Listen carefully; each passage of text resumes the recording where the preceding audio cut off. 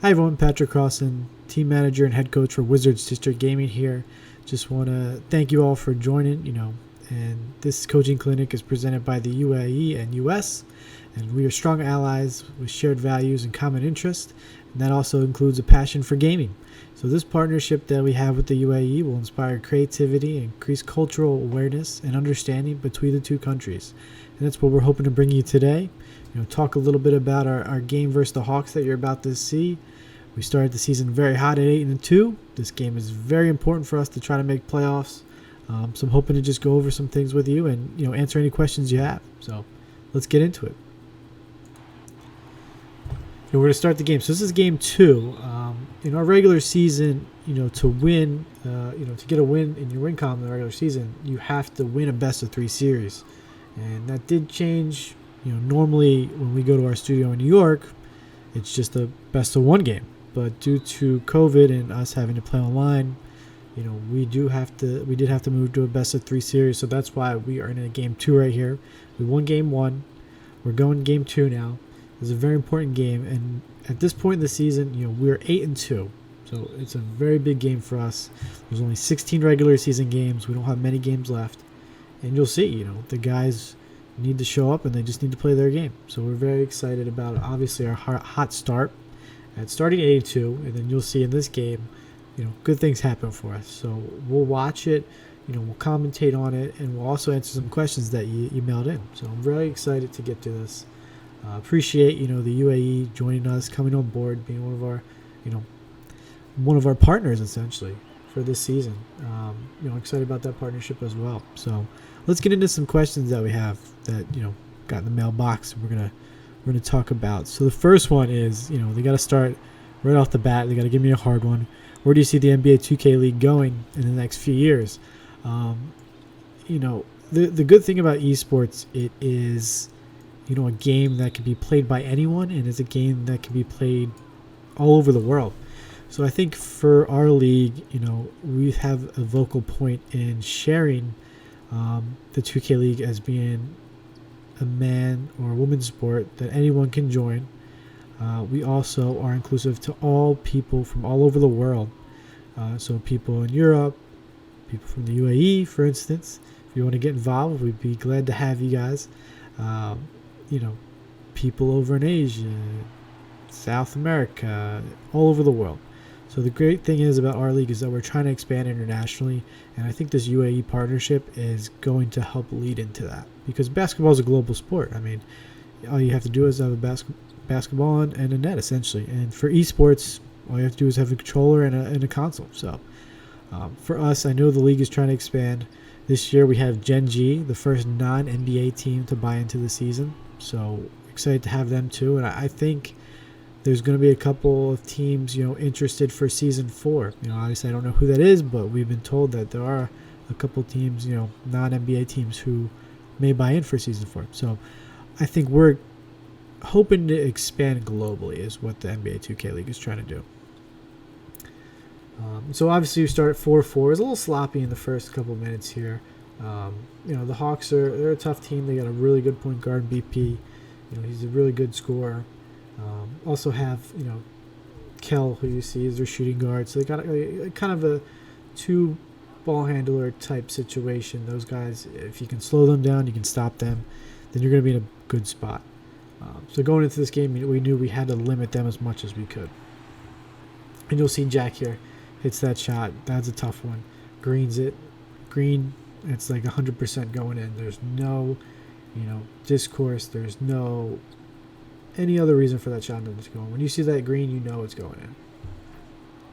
So we tried to pick and roll there. Unfortunately, we weren't as good in guarding that. But, this is a tough team. They're middle of the pack right now in the standings when we play them.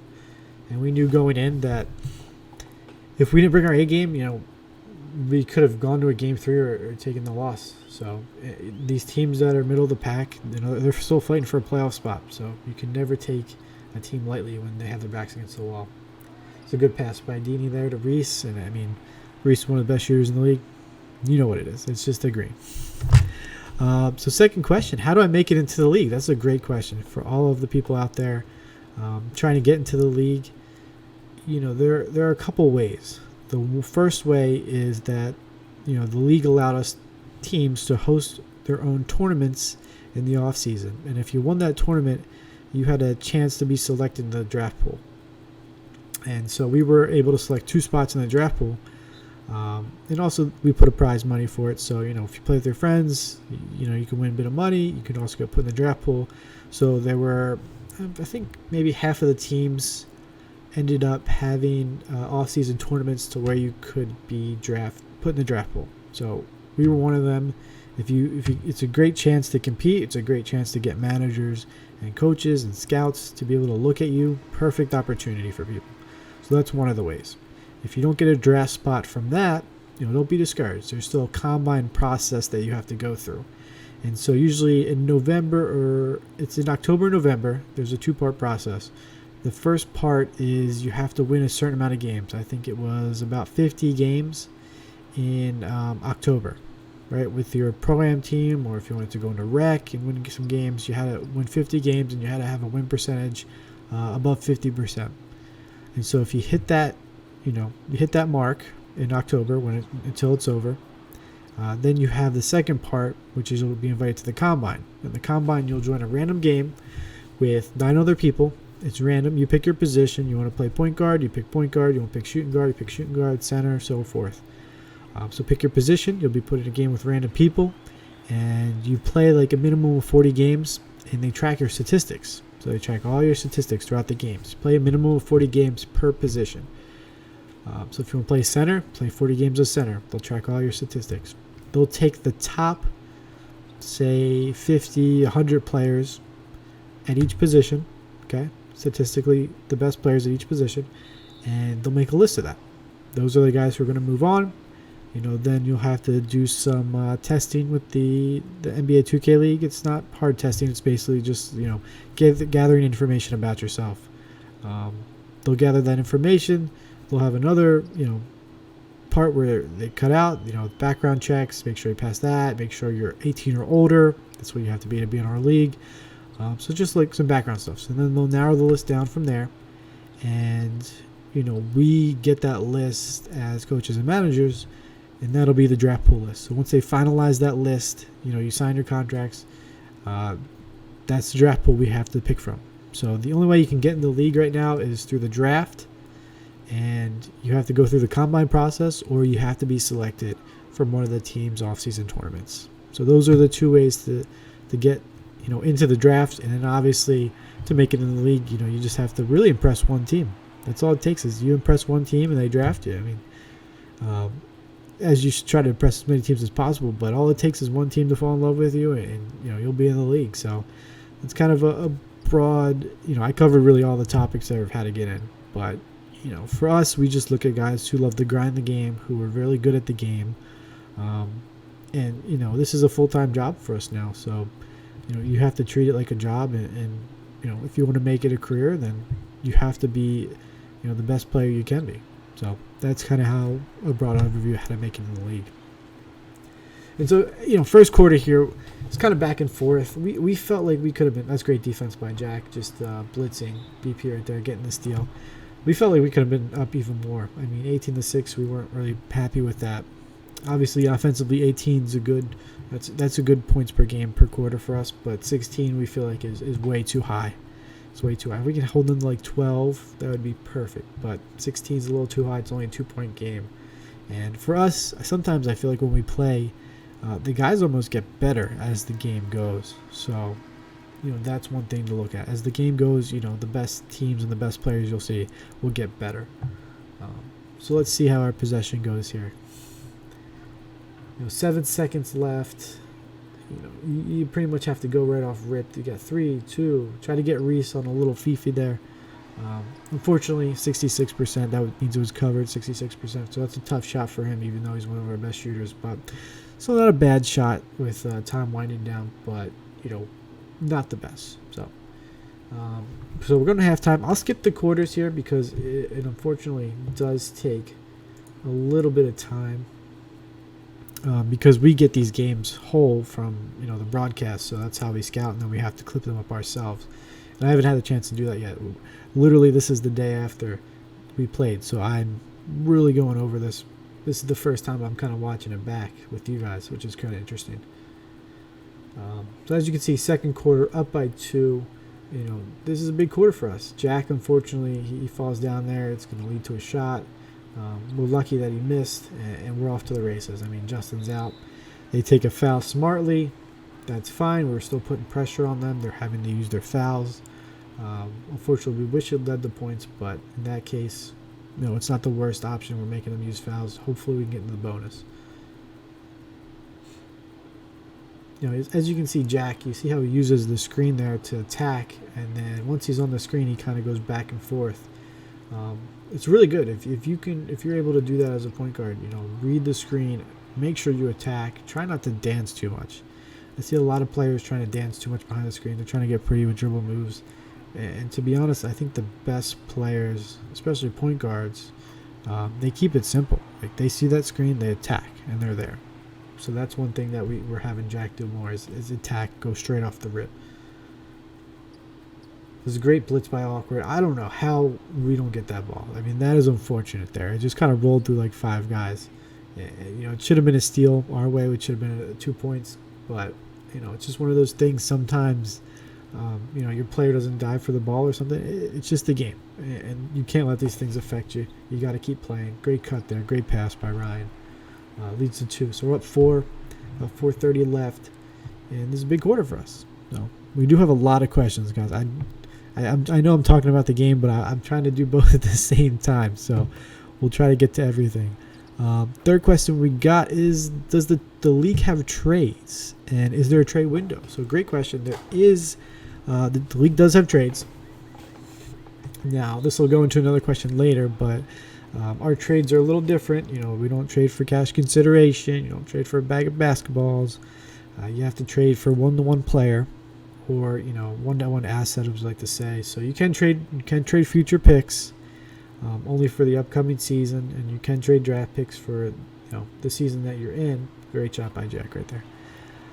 So there are trades, and the trade window there's a trade window open after this season's over, probably like a month or so, because players have to, or teams have to, we get to protect a couple players from our previous year, and the rest of the players go into the expansion draft for the new teams joining. So once that's done, then the trade window opens. You're able to make trades in the off season for a good bit, a couple months, and then there's like a little break, probably around winter time, like November, December. And then, I think January, maybe a month before the draft, the next window opens up, and that goes towards mid-season. So this year, there are no trades just due to the, pandemic situation we're in. But, realistically, we would have a trade window open. It'd probably close right now because we're kind of mid-season. But just this year, we can't do trades during the season. We're going to have to wait till the off-season to do that. How do you get the team focusing before and during the game? There's a lot that you can do to focus yourself. I was talking to a camp today for kids trying to get into esports, and they asked that same question. How do you deal with like the nerves or the stress sometimes when you're playing a high performance situation? And it's a little different than professional sports, where it's you could get it out by maybe pushing the guy a little harder, or running a little faster. But for us, we're kind of sitting in a chair, so there's not much movement there physically that you can exert. So for us, a good thing is the breathing exercises that you can get into. So, you could probably Google this and look it up, but there are certain breathing exercises that help you level yourself if you're feeling stressed, or, you're feeling a little tense in certain situations. That'll help level you out. So that's one of the things that you can do. The next thing to do is, it's easy to think about maybe making a bad play. Like, there was a turnover there from the Hawks. Like, you can't let that affect you. If you make a bad play, you got to make it up on the other end. And that's what we've talked to our guys about a million times. Is, you made a mistake. So what? Get the next one. Get the next play. Focus on the next one. We'll look at it in video the next day. Like, there's a whole game to be played. We have 4 quarters, 6 minutes a quarter. There's a lot of plays that can, determine the outcome of a game. So you can never get too down on yourself the whole time. So that's one thing to keep in your mind. And as you get older, I think you start to realize that. And the more you practice it, it's not something that, you do the first time and it works, right? It's going to take multiple times for you to get used to it and work. So, focus is the most important thing in esports, because you're sitting there, you can't really exert any physical activity other than maybe like shaking up and down. Maybe every quarter you get up. Usually at halftime we'll let the guys get up and kind of move around a little bit, because I think that's good for them. But these are little things that you can do. Anything that you can do to kind of get yourself out and moving a little bit, I think is an advantage that you should try to take advantage of. That was a tough shot. 73% contested. We were in the party. We didn't know how that went in, because I thought that was good defense. But sometimes, the ball just doesn't roll your way. What can you do? So, up 9, minute 30 left. We're in a good spot. Could be better, but, you got to take what you can give you sometimes. Jack's got 17 points. I want you to realize that. Jack's got 17 points. That's a tough shot. Tried to stop the fast break there, just couldn't get there. So that was a bad one, because we shouldn't have let the fast break happen in the first place. But Jack's got 17. He really took off this game. He was in his bag. It seemed like he could do no wrong when he was shooting. He was 7 for 9. If you saw that, I know it was really quick. So this is his feed from the game. So you're seeing Jack's feed. So when he's pulling up the start menu, like right there, that's him doing it to check on the stats and make sure we have a foul to give. So we do have a foul to give. You can see in the left corner above our logo. So we want a foul to give just in case we need it. But yeah, I was very happy of the guys.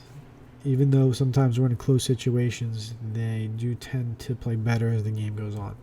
And that's very hard for a team to stop.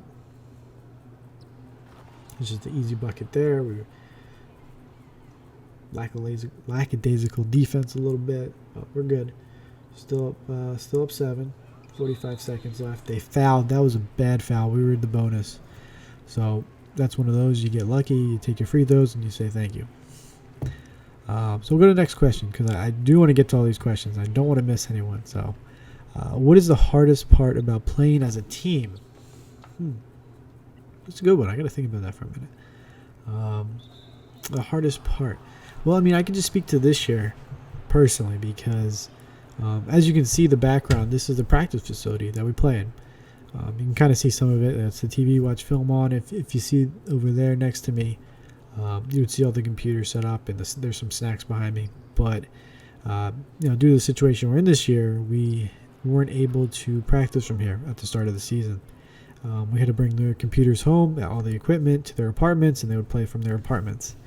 And so when we were playing here, we have all the computers lined up in a row. Everyone's feeling like they're together. We're seeing each other. Whereas, until now, we had to play from the apartments and not see each other because, the restrictions that were placed on us. So we are actually moving back to the practice facility. This is the first time I'm back since probably a couple months. So the players will be back this weekend. I had to come in today, make sure all the computers are set up, everything's good to go. And we're just excited to get back and feel really like as a team. That's the hardest aspect this year for us.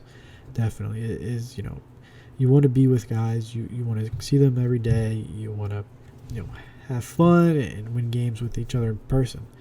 Because that's what I feel like esports is great, is when you're playing with someone next to you, there's just like an added level of, I don't want to say intensity, but like an added level of, you kind of feel their passion, and it kind of, folds into you and it comes back into them. So that's been the hardest thing so far for us, is just playing in our apartments and, not playing next to each other. But we're going to get back for this last quarter of the season. We're going to be back in this practice facility, and, I think it's going to hopefully give the guys a lot of boost and momentum going into the playoffs. And so we're at halftime now. Let me see if I can pull the stats up, and I'll give you a little. Oh, there we go. Go right here. So stats at halftime, up 7. Still 15 points we gave up to the Hawks in the second. It's not great. I know we scored 20. So offensively, those first 2 quarters were good for us. But defensively, we could have done a better job. We could have held them 12 or under. And you can see Jack 7 for 9, 1 turnover, 3 for 4 from 3. He's really hooping right now. I mean, everyone's doing well. Nudini's got 3 for 5. He was 2 for 4, 8 points, 2 boards. Ryan's 4 points, 5 rebounds. Reese was 1 for 3, 4 assists though. That's pretty high for him. He's got a lot of assists even though he's not making a lot of shots. And then Justin, I think he struggled a little bit on defense this game, but he really got in his bag, towards the end. So, we're proud of Justin. And we knew BP was going to be a hard assignment for him, but it doesn't matter who's across from him. He'll go at him full force. So let's start the second half and see. We're gonna see where the magic happens. I had a fun fact for you at the end too about this game, but we'll wait till the end to tell you. Oops, skipped a little too far. All right, there we go. Man, it just feels nice to be back here in the practice facility. I know this is you guys are seeing this, but this is really my first time being back, so I am I feel great. Even though it took a couple hours for us to set up the computers, it's a fun experience. So, all right, let's go to the next question. How do you train for tournaments? How many games are in a season? So there's three tournaments during the season. There's a preseason tournament, mid-season, and end of season. Now, the fun thing about the end of season tournament is for the non-playoff teams. So any team not in the playoffs they play in that tournament, and whoever wins gets selected as the last seed in the playoffs. So it's a very, very interesting tournament because all those teams, might be bottom of the barrel in the regular season standings. They still have a chance that last season tournament. So, it never means you're truly out of this league. You always have that last season tournament if you need it. But for us, we're 10-2 right now. We're not going to need it. So for us, it's kind of like a bye week. But the other tournaments are basically for preseason tournaments for everyone to get ready and kind of try some new things out. And the two tournaments, the other one's not the last one. They're basically for prize money that the players can win during the season. So that was great defense right there. Everyone was swinging. Nudini dives on the ball, get the timeout. That's a possession. So up 10, third quarter. We know that we got to come out swinging here, and we can essentially end the game in the third quarter if we come out. So how many games are in a season? There's about 16 regular season games. So we are at 10-2 right now. We have 4 games left. And then we have 1 tournament left. So that mid-season tournament is next week. And then we have 4 games left. I mean, I still can't believe we have a month and a half left. When I think about it, I'm surprised that the season always goes by fast. You get to a point you're like, what just happened? You're 12 games in, 14 games in. And that's kind of where we're at right now. So, see Jack, got Reese he tried to pull up for a midi, and it kind of drug him, so it was unfortunate. They get a little basket out of that. Next one, what are your thoughts about off-ball defense? That depends. What do you mean by off-ball defense? I'll explain it in 2 ways. So off-ball defense, one, in our league is obviously, everyone is human-controlled. So, some of the best players, I think, if you can swing off ball and you know how to pick up a rotation and you know when to go for a rebound and you know when to help each other out, that makes you better as a player. So if you can do that off ball, you're power forward or, you're the secondary ball handler, you're obviously not the lockdown playing, the point guard. That makes you more valuable for a defensive team. And then off-ball defense, so there's other modes in 2K, and the other one is considered head-to-head. So that's 1v1. You control a team of 5 players as one person. So a little different than our league. And, the big thing in that is play off-ball defense. And so it's funny because, it's a little easier for the computer to guard players, if they have the ball. So pro players usually do it. If it's for money, you do whatever it takes to win, unfortunately. So if you want to play off-ball defense, then you play off-ball defense. But me personally, I've always liked to play on-ball defense because I've always wanted to lock someone up. And then I think that's more demoralizing if I was playing one-to-one. Tough shot by BP. I mean, we were in a bad position there. He took advantage. You can never let those points like that up, because that's how teams are going to get back into it. It was a great shot by Reese. Great pass, great shot. I mean, really, we scored in what, like 4 or 5 seconds? I mean, that's demoralizing to a team. You just get a big 3, and then the team comes down maybe 4 seconds later, and they get that 3 back. And then you hear Jack goes, and he gets a 3 right after that. So we got, 6-point swing in, about 10 seconds? I mean, that was a big, little stretch we had there. So Jack's got 22. We'll see what he ends up with at the end of the game, if you haven't watched this yet. But next question: how did you get into coaching professional 2K? So great question. Everybody's had a different journey. Mine is, I've always played 2K, and I've always played at least competitively before the league. There was a site called Game Battles, and there used to be tournaments and seasons on there that you could play for prize money.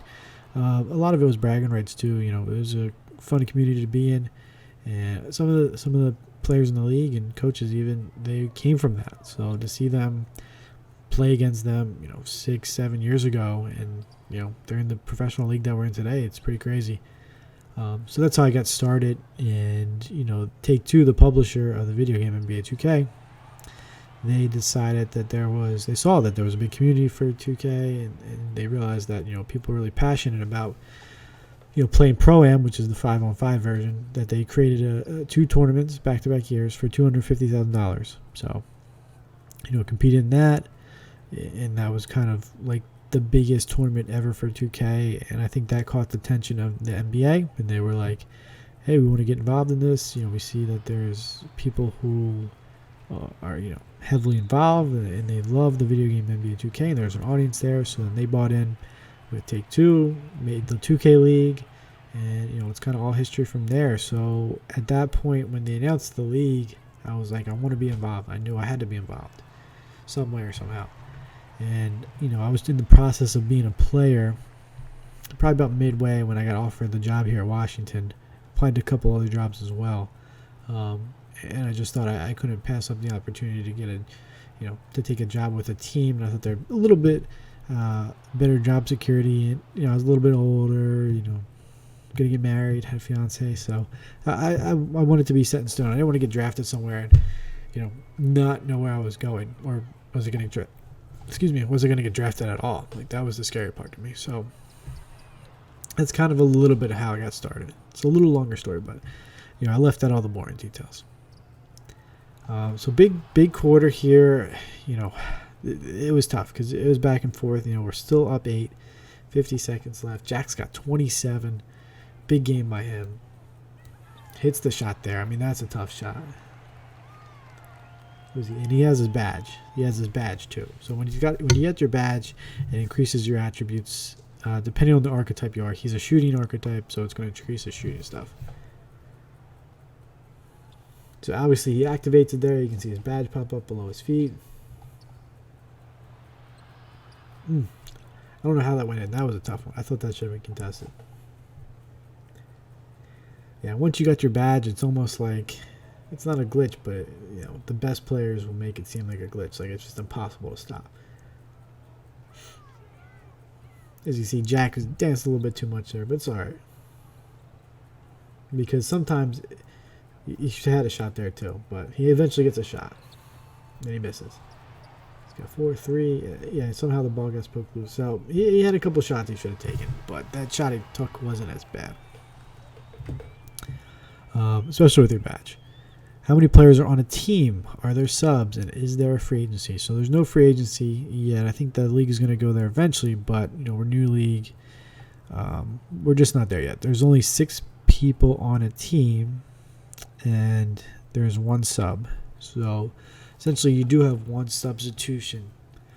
And, 5 players play at a time. The 1 sub kind of, they're sitting out, or some people rotate them in depending on how the team is and how the chemistry is. We got really good 6 guys that can play, and it's unfortunate that our our 5 is really good right now because our 6-man, B Rich, he could definitely start for a lot of teams out there in the league. But it also makes it lucky for us if, in any situation, we know he can step up and be available when we need be. So that's kind of the situation. 6 players per team, 1 substitution. Maybe they'll expand that in a year where teams get 7 or 8 players. But for now, it's 6 players per team and 1 sub. And no free agency. So there's no salary cap. Everyone makes a base salary. It's all public knowledge online. I think it's on the 2K League website. But yeah, that would add another dynamic to our league if there was a salary cap, and free agency, and you're flying guys here to take meetings, sign with us. That would be pretty cool. I would like that because it would just be like the NBA or WNBA or something like that. All right, so what do we? We're up 9, 6 minutes left. Jack's got 30. Just wanted to point that out. Takes that shot, misses. A tough one. Sometimes you get the badge, you feel a little. I mean, that's open shot. You're not going to miss that with your badge. Sometimes you get your badge, you feel a little like Superman, and you do crazy things. So he lost his badge, so now he's gone. But still got 33. I mean, that's tough. 33 in 4 quarters. That's a great game. But we'll see what he ends up with. Next question, was the switch from 2K19 to 2K20 difficult? I wouldn't say it's difficult.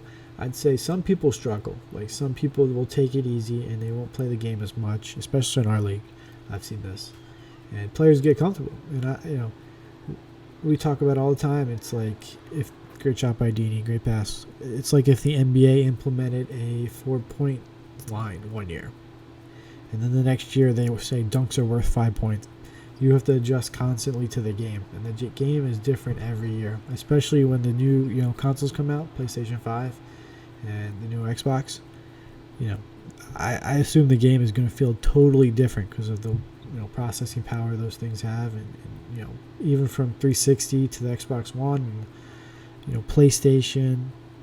I remember just going from that generation 360 to the Xbox One, the game felt totally different. So you have to adjust every year.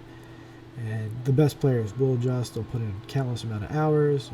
And, you can tell who really does their homework every year. So I don't think it's difficult. It's just if you want to put the time in, then you're going to make it work. It doesn't matter how.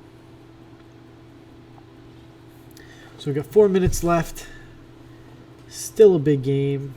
Up 12. We're feeling pretty confident right now, but still a 12-point lead sometimes in this league, and just like that, a couple threes, it's a 6-point game. Big dunk by Awkward.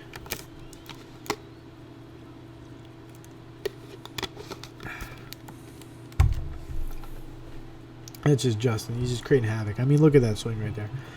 We are now up 16 with 3:40 left. That is demoralizing to a team. He got the steal. He got the fast break. He scored before that too. And as long as we don't really let up any threes like we did there, we've been in a good spot. But we do let the 3 up. Still up 13. Still got some wiggle room. I knew we were trying to make a play there, but probably in that situation it wasn't needed as much as we thought. Good cut by Justin. He tries to get it. It's not there. It's okay. We take it out. Time's on our side. We get to waste a little bit of clock. Jack to Reese. And Reese misses, which is surprising because Reese is one of the best shooters in the league.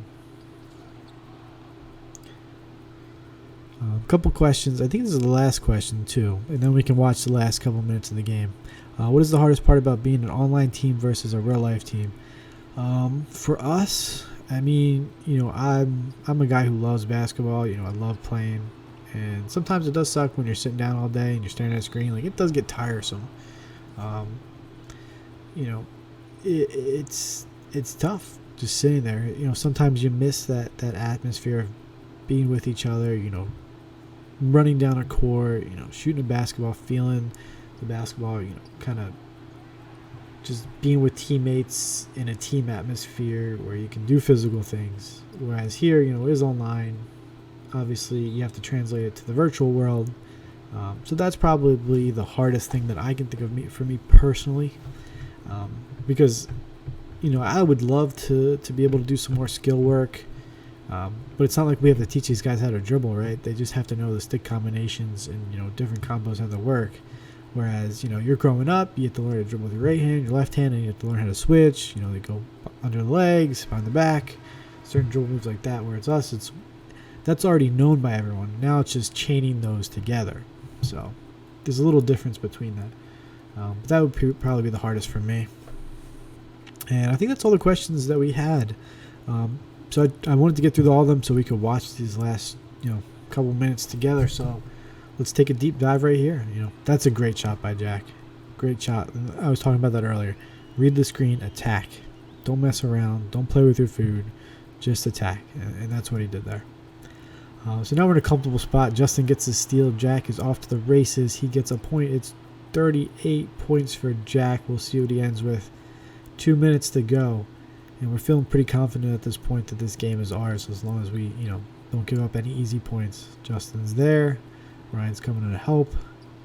And the thing about our team is I'm really happy with our team. 1 through 5, we have a tremendous group of guys. Jack shoots the midi. It's in. And, I think the hardest thing about our team for other teams to scout for is that, everyone makes an impact for us. It's not just one guy carrying the load. And I've learned that watching professional sports teams, watching championships, teams win. And I've learned that in our league is that it's never always one guy. Everyone has to be able to step up. Does a little spin layup, tries to get fancy with it. Jack just got to go up with it at that point. But, hey, he went in. 42 points for Jack. And he's going for the record for, against the Hawks. He's going for the record of points scored against the Hawks. And my interesting stat that I told you earlier is last year when we played the Hawks, Reese, who's, we brought back in the offseason, he scored 49 points against the Hawks. So Jack, he's at 45 right now. We'll see if he sets the record of points scored versus the Hawks for us here at WizDG. And it's funny, I didn't realize that till like the next day. I was like, wait, Reese dropped 49 on them last year. I don't know what it is about the Hawks, but for some reason our players really love to play them. So there's always one guy who seems to do really well. And I remember, we're getting close to this minute. It's 82-58. The game's in our hands. Guys are cheering Jack on. He's trying to get 50. And that was probably one of the greatest things that I've got to see is just our team literally cheer Jack on to try to get 50. Because there's no better feeling than people supporting their teammates. So 48 seconds, he's got to get 5 points. It's tough. He's literally got to take over here. So we'll see.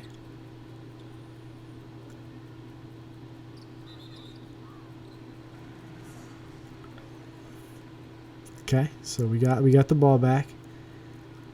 Shooting 69% from 3, 9 for 13. That's insane. Wow, Jack took off for us. This was a big game for him, especially for him to step up. And look at that. That's the combo I'm talking about. Well, behind the back, feeling it out. Saw the center coming, went right by him. And at 47, he's got his badge. We probably got one shot left to get him his 50. We'll see if he gets it and break Reese's record last year. We're out off to the races. He probably could have went to that corner and shot, but for some reason Jack just wants to dance and he just gets double teamed. And at that point, we try to get the ball back. I don't think the Hawks were too happy. They did not want him to get his 50. They did not want Jack to shine. So just give it to Reese and we'll give him the bucket. And so that's going to conclude our game.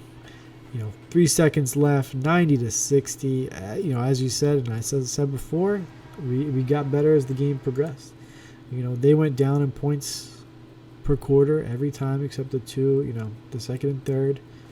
Fourth quarter, 35-14. Holy cow, that is great. I didn't even realize that. 35-14. Wow. Jack had 47. Everyone else scored double digits except Ryan, who obviously had 12 boards, which was huge enough for him. Dini, 4 for 8 for shooting. Reese, 4 for 6. Justin, 3 steals. Everybody had assists. This was just the overall team game, and we got better as the game went. So this is our 9th win right here. We are 9-2 off of this game, so we're very proud of the guys. And also, just wanted to thank you guys for watching. Appreciate you asking questions and hopefully we can convert some of you to be fans of WizDG after this, and support the team. We love having support from all over the world. So guys, we're gonna call it. It's been a great coaching clinic. I'm hoping to do this again sometime. So next time I get some free time, and maybe even in the off season we can do some things. And if you guys do have any questions, please at any time, you could reach out to me on Twitter. I think it's right there below me in the little box right there in the screen below my camera. It's at the THE PCROSS11. That's my Twitter.